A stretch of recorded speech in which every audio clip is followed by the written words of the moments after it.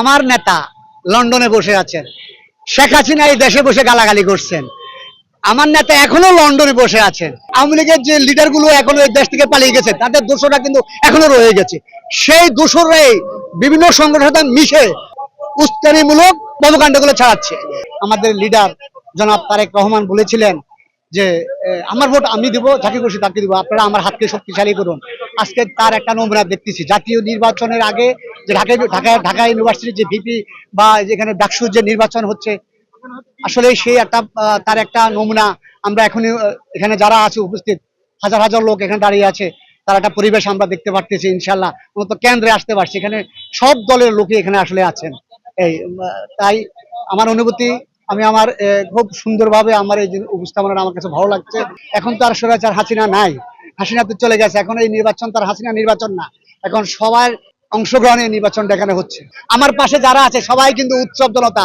কি হচ্ছে ভিতরে, কে পাশ করবে একটা, আগে তো ওরকম ছিল না। আগে ছিল কি নিয়ে গেছে, চলে গেছে, নাই মানে দিনের ভোট রাতে চলে গেছে। আমার মতো লোক, একজন সচেতন লোক, আমি কেন্দ্রে যেতে পারি নাই, তার চেয়ে আর দুঃখ কি। আমার নেতা লন্ডনে বসে আছেন, শেখ হাসিনা এই দেশে বসে গালাগালি করছেন। আমার নেতা এখনো লন্ডনে বসে আছেন। এখনো যদি আপনারা এই ধরনের প্রশ্ন করেন, তাহলে আসলে এর দেশের জনগণ কিভাবে মেনে নেবে? এখানে অনেক আন্দোলন সংগ্রাম হয়েছে, বিএনপির পক্ষ থেকে অনেক আন্দোলন সংগ্রাম হয়েছে, জামাতের পক্ষ থেকে অনেক আন্দোলন সংগ্রাম হয়েছে, এনসিপির প্রার্থীরা তারা এসে আন্দোলন সংগ্রাম করছে, এবং তারা পরক্ষণে যে এসে জুলাইয়ের আন্দোলনের পরে তারা নিজেরাও গালাগালি করছে। কিন্তু আমার নেতা কিন্তু লন্ডনে আছে। তাহলে এখন আপনি যে কথাটা বলতেছেন বাড়িতে বাড়িতে গিয়ে হুমকি দাঙ্গু, যেগুলো একেবারে আপনাদের একেবারে কথাগুলো এলো কি ভিত্তিহীন, একেবারে বাজে, একেবারে বানাওঠে। এখনো আওয়ামী লীগের যে লিডার গুলো এখনো এই দেশ থেকে পালিয়ে গেছে, তাদের দোষটা কিন্তু এখনো রয়ে গেছে।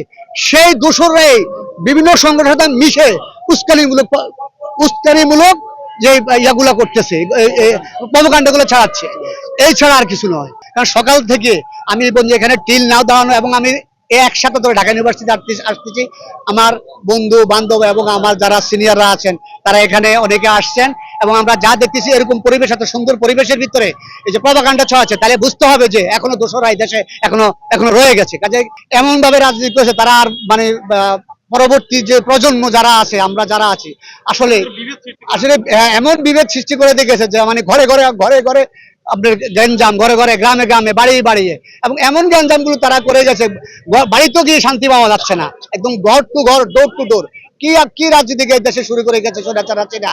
এটা মানে যেটা আরো 50 বছর এই দেশে এসে যে কোনো দল যদি আসে, আমার দল যদি আসে, ইনশাল্লাহ জনাব দেশ নেত্রী বেগম খালেদা জিয়া যদি আমাদের দেশে যে বিএনপির যে ইয়াগুলো, যে আমাদের নীতিমালাগুলো যদি আমরা প্রয়োগ করে, মিনিমাম আরো অন্তত 50 বছর আমাদের সময় লেগে যাবে।